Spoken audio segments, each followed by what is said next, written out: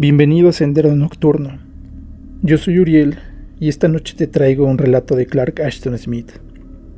Publicado originalmente en septiembre de 1932 en la revista Weird Tales, El Imperio de los Nigromantes es uno de los relatos más significativos del autor norteamericano Clark Ashton Smith. Sumérgete en la oscuridad y disfruta. El Imperio de los Nigromantes, de Clark Ashton Smith. La leyenda de Matmore y Sodosma surgirá solamente en los últimos siglos de la Tierra, cuando las felices leyendas de los tiempos de apogeo hayan caído en el olvido. Se sucederán muchas eras antes de que sea contada. Los mares retrocederán a sus lechos y nuevos continentes verán la luz. Tal vez ese día, esta leyenda sirva para distraernos del negro hastío de una raza que agoniza, sin más esperanza que el olvido.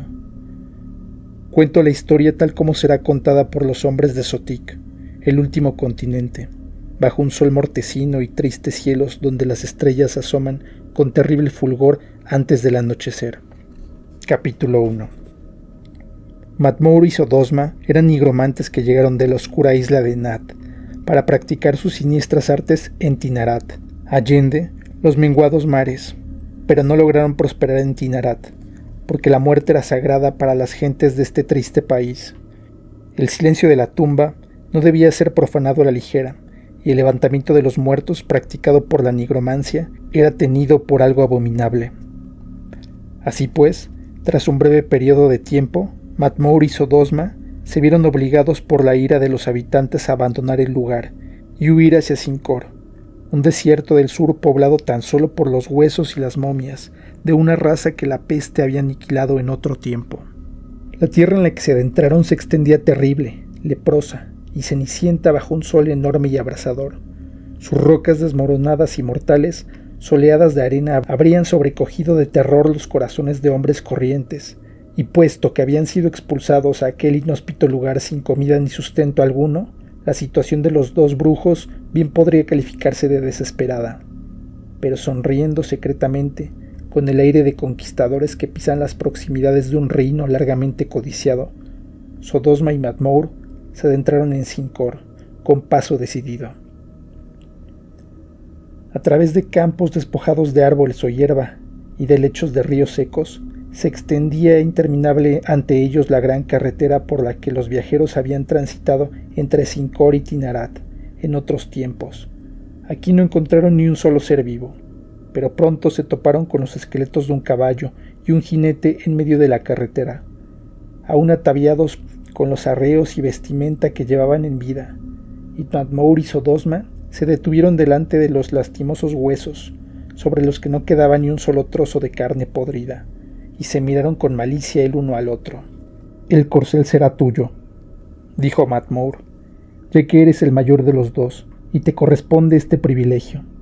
Y el jinete nos servirá a ambos, y será el primero en jurarnos lealtad en Sincor». Entonces, sobre la grisácea arena al borde del camino dibujaron un triple círculo, y poniéndose de pie en el centro, realizaron los abominables rituales que obligan a los muertos a levantarse de su tranquila vacuidad y someterse, a partir de ese momento, a la oscura voluntad del nigromante. Después, espolvorearon una pizca de polvo mágico en las fosas nasales del hombre y del caballo, y los blancos huesos se alzaron de donde yacían, crujiendo tristemente, y se irguieron prestos a servir a sus amos.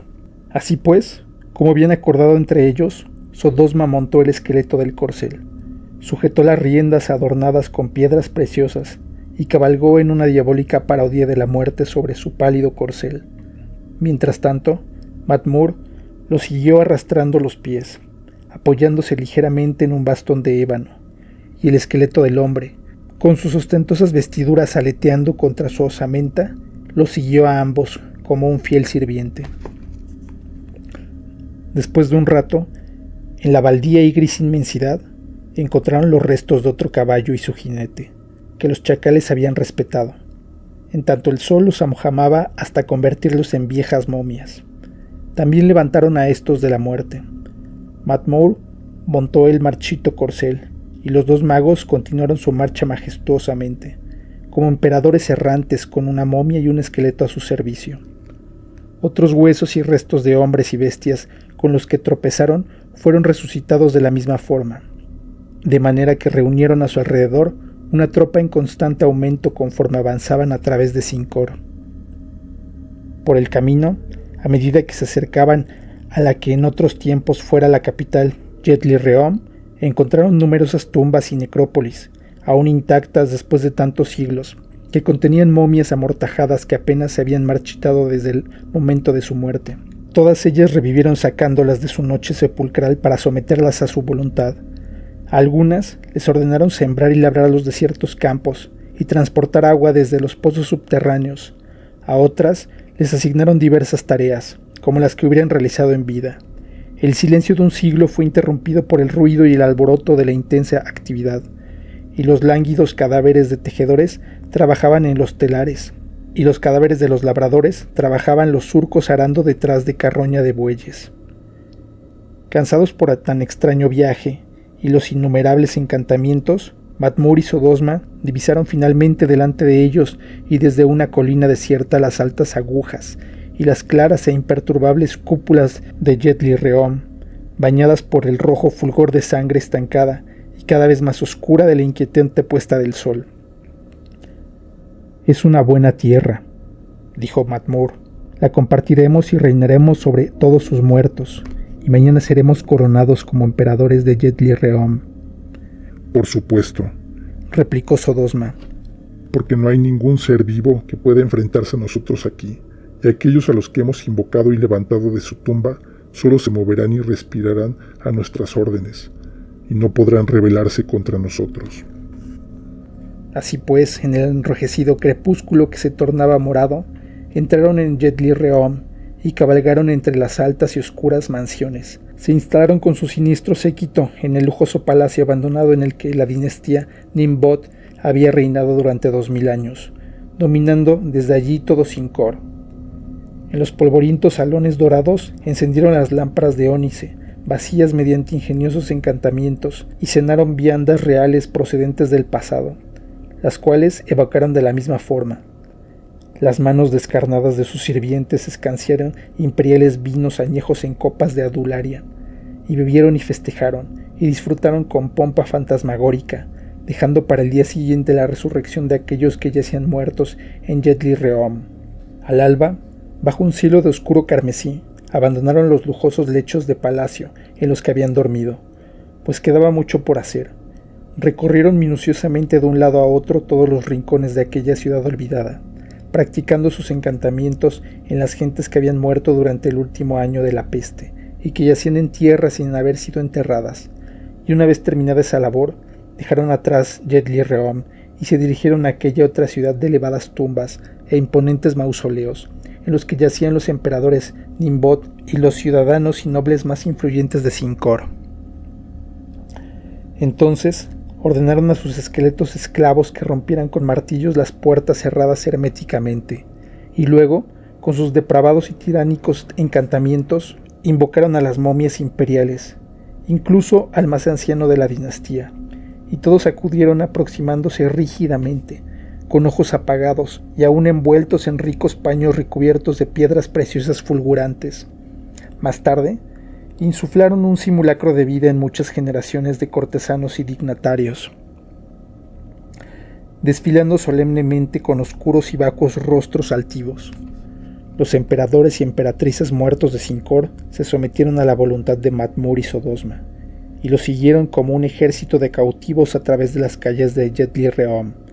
Después, en el inmenso salón del trono del palacio, los nigromantes tomaron asiento en el trono doble, donde los gobernantes por derecho se habían sentado con sus consortes. Ante los emperadores reunidos, con fabuloso y funerario boato, fueron coronados reyes por las marchitas manos de la momia Hestaion, el más anciano de la línea Nimbot, y que había reinado en épocas míticas.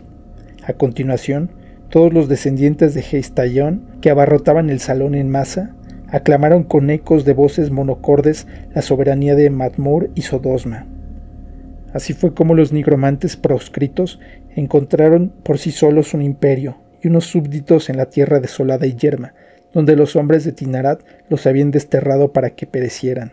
reinando con supremo poder sobre todos los muertos de Cincor, y por virtud de su abominable magia, ejercieron un despiadado despotismo. Portadores descarnados les llevaban tributos desde reinos remotos. Los cadáveres carcomidos por la peste y las distinguidas momias perfumadas con bálsamos mortuorios marchaban de un lado a otro, haciendo recados por todo Jetli-Reom, o apilaban delante de sus codiciosos ojos el oro ennegrecido por las telarañas y las polvorientas piedras preciosas, procedentes de criptas inextinguibles. Los trabajadores muertos hicieron que en los jardines del palacio reverdecieran flores desaparecidas mucho tiempo atrás. Las momias y los esqueletos trabajaban para ellos en las minas o levantaban extraordinarias y fantásticas torres hacia el sol moribundo. Chambelanes y príncipes de la antigüedad ejercían ahora de coperos, y los instrumentos de cuerda sonaban para su deleite, tañidos por delgadas manos de emperatrices de cabellos de oro que habían salido de la noche de sus tumbas casi inmaculadas. Las más hermosas de ellas, a las que la peste y los gusanos no habían devorado demasiado, eran tomadas como amantes y usadas para saciar su lujuria necrófila. Capítulo 2. Pero, principalmente, las gentes de Cincor ejercían las actividades que realizaban en vida, aunque ahora bajo las órdenes de Matmor y Sodosma. Hablaban, se movían, comían y bebían como en vida. Oían, veían y sentían de forma similar a la que disfrutaban con sus sentidos antes de la muerte, pero sus cerebros eran cautivos de una abominable nigromancia. Se acordaban, aunque vagamente, de su anterior existencia, y su estado, tras haber sido invocados, era vacío, turbulento y espectral. La sangre circulaba gélida y viscosa por sus venas, mezclada con agua del leteo, y los vapores del leteo nublaban sus ojos. Obedecían sin chistar los dictados de los tiránicos señores, sin rebelarse ni protestar, pero embargados por un vago e infinito cansancio que solo pueden experimentar los muertos cuando tras haber bebido del sueño eterno son traídos de nuevo para la amargura de sus cuerpos mortales. No conocían ni la pasión ni el deseo, o el goce, tan solo la negra languidez de su despertar del leteo, y un deseo gris e incesante de regresar a ese sueño interrumpido. El más joven y último de los emperadores Nimbot era Hilero, muerto el primer mes de la plaga, y había yacido en su mausoleo elevado durante 200 años antes de la llegada de los nigromantes.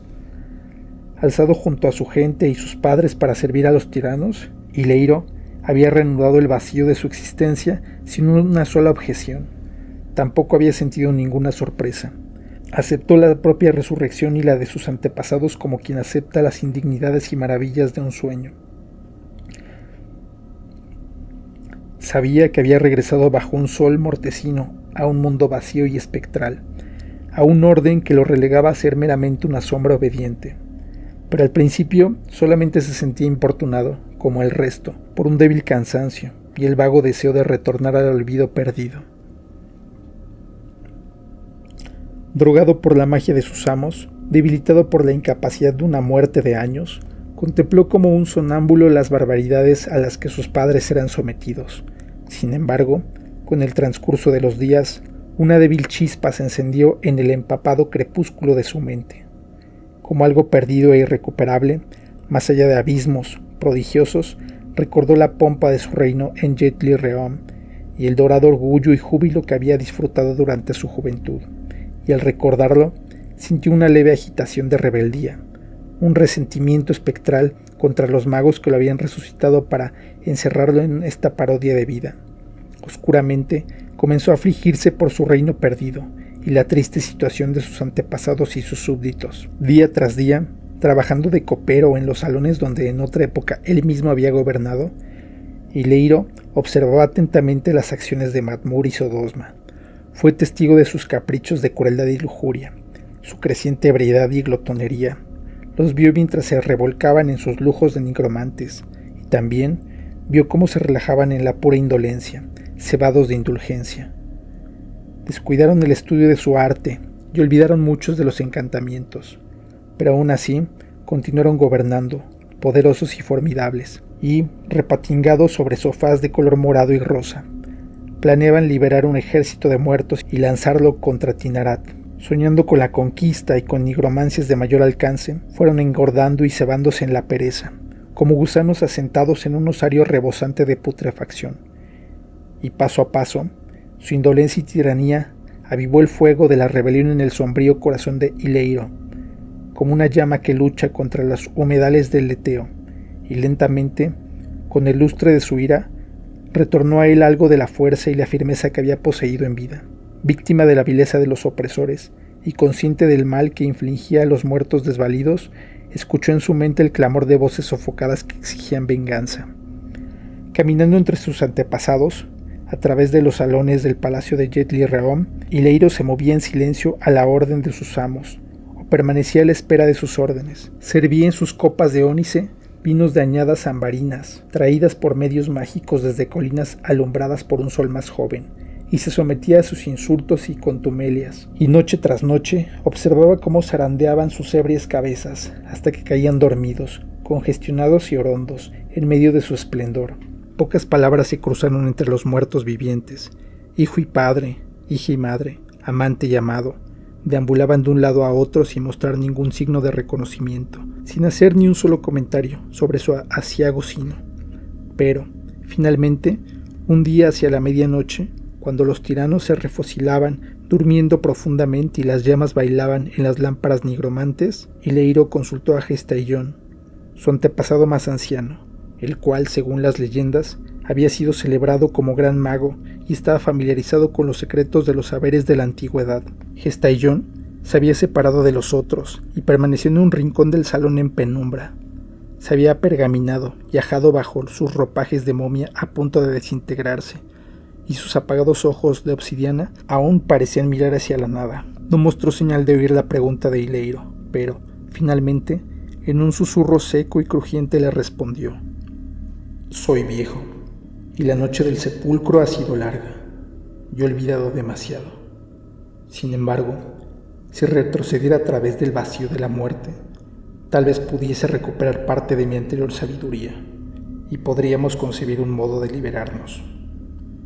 Gestaillón rebuscó entre los jirones de su memoria, como quien acude a un lugar lleno de gusanos y descubre que los pergaminos ocultos de tiempos pasados se han podrido dentro de sus carpetas, hasta que al final recordó y dijo: «Recuerdo que en otro tiempo fui un mago poderoso, y entre otras cosas conocía los encantamientos de la nigromancia, pero no los empleaba, pues consideraba su uso y el levantamiento de muertos como algo totalmente abominable.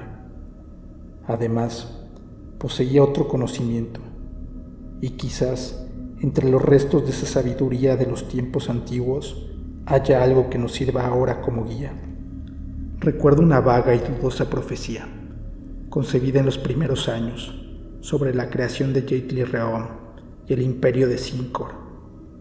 La profecía anunciaba que un mal peor que la muerte recaería sobre los emperadores y las gentes de Zincor en tiempos venideros, y que el primero y el último de la dinastía Nimbot, consultándose mutuamente, idearían una forma de liberarse de tan funesto destino.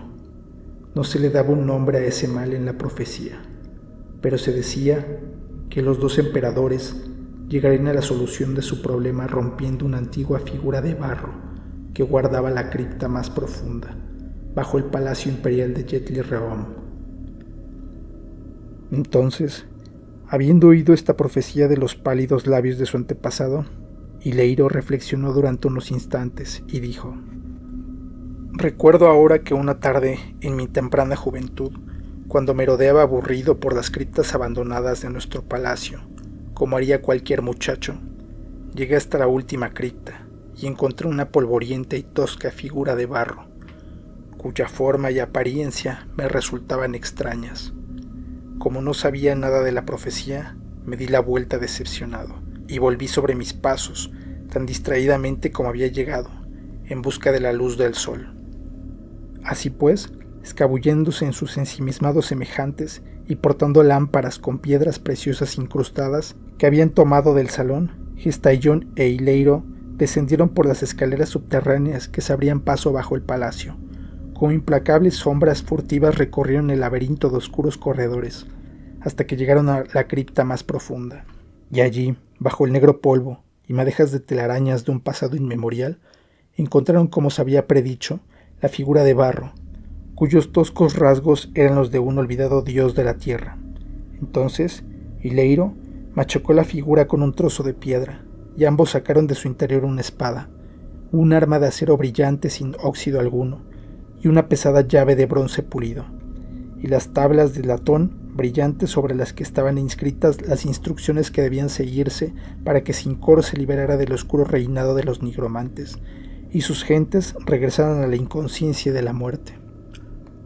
Con la llave de bronce inmaculado y siguiendo las instrucciones de las tablas, Ileiro abrió una puerta baja y estrecha al final de la cripta más profunda, más allá de la figura quebrada, y él y Gestaillón vieron, como había sido profetizado, los escalones en espiral de sombría piedra que descendían hasta un abismo inexplorado, donde ardían aún los profundos fuegos de la tierra, y dejando a Ileiro vigilando la puerta abierta, Gestaillón tomó la espada de acero brillante en su delgada mano y regresó al salón donde dormían los nigromantes, repantigados sobre sillones rosa y morado, con los lánguidos zigzagues muertos a su alrededor, en pacientes hileras. Siguiendo la antigua profecía y la sabiduría ancestral de las brillantes tablas, Gestaillón alzó la enorme espada y cercenó las cabezas de Matmur y de Sodosma, cada una de ellas de un solo golpe. Luego, como había sido ordenado, descuartizó los restos con poderosos tajos, y de esta forma los nigromantes abandonaron sus sucias vidas y yacieron en posición supina, inmóviles, añadiendo un rojo más oscuro al rosa y un matiz más brillante al triste morado de sus sillones. Luego, dirigiéndose a sus gentes, que permanecían en silencio e indiferentes y apenas conscientes de su liberación, la venerable momia de Gestaillón habló en apagados murmullos, pero con autoridad, como un rey que da órdenes a sus hijos. Los emperadores y emperatrices muertos se agitaron, como hojas de otoño en una ráfaga de viento repentina, y un susurro pasó de uno a otro y fue más allá del palacio, para ser comunicado a lo ancho y largo mediante intrincados métodos a todos los muertos de Cincor. Toda esa noche, y durante el oscuro día sangriento que siguió, bajo la parpadeante luz de las antorchas o la débil luz del sol, llegó un interminable ejército de momias carcomidas por la peste, de destrozados esqueletos, derramándose como un horrendo torrente a través de las calles de Jetli-Reom y por el salón del palacio, donde Gestaillón vigilaba los cadáveres de los nigromantes. Sin detenerse, con ojos turbios y fijos, avanzaban como sombras dirigidas en busca de las criptas subterráneas bajo el palacio, para pasar a través de la puerta abierta donde Ileiro esperaba en la última cripta, y descender miles y miles de escalones hasta el borde de ese abismo en el que hervían los menguantes fuegos de la tierra. Allí, desde el mismo borde, se lanzaron a una segunda muerte y a la purificadora aniquilación de las llamas insondables. Y entonces, una vez que todos se hubieron liberado, Gestaillón permaneció allí, solo ante la puesta del sol bajo la luz que se desvanecía, junto a los cadáveres descuartizados de Matmur y Sodosma, y allí, como lo indicaban las tablas, pronunció aquellos encantamientos de la antigua nigromancia que él había conocido en su anterior sabiduría, y maldijo los cuerpos desmembrados con la misma vida en muerte perpetua que Matmur y Sodosma habían pretendido imponer sobre las gentes de Cincor, y las maldiciones salieron de los pálidos labios, y las horribles cabezas rodaron con ojos desorbitados, y las extremidades y torsos se retorcieron sobre los sillones imperiales con sangre coagulada. Luego, sin mirar atrás, y sabiendo que ya todo estaba cumplido según había sido ordenado y predicho desde el principio, la momia de Gestaillón abandonó a los nigromantes a su funesto destino, y bajó cansadamente por los negros laberintos de criptas para reunirse con Ileiro. Y así, en tranquilo silencio, sin mayor necesidad de palabras, Ileiro y Gestaillón pasaron a través de la puerta abierta de la cripta más profunda, e Ileiro cerró la puerta a sus espaldas con la llave de bronce brillante, y desde allí, por las escaleras en espiral, se encaminaron hacia el abismo de las llamas profundas y se unieron a su pueblo y a sus antepasados en el último y definitivo vacío. Pero sobre Matmur y Sodosma se dice que sus cuerpos desmembrados se arrastran aún de un lado a otro por Jetli-Reom, sin encontrar paz ni respiro en su anciago destino de vida en la muerte, buscando en vano por los negros laberintos de las criptas más profundas la puerta que Ileiro dejó cerrada.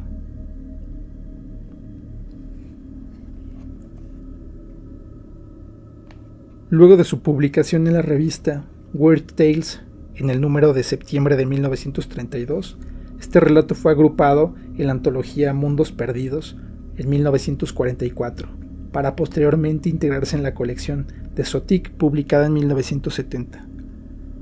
Hoy en día puedes encontrar este y otros relatos en el libro Sotik, el último continente, de Clark Ashton Smith, publicado por Editorial Valdemar, en su colección gótica. Aunque recientemente también puedes encontrarlo en la edición de Aurora Dorada de Sotik, el ciclo final. Si el video te gustó, te agradecería que le dieras like o lo compartieras. Eso me ayudaría mucho. Yo soy Uriel y te veo en un próximo video.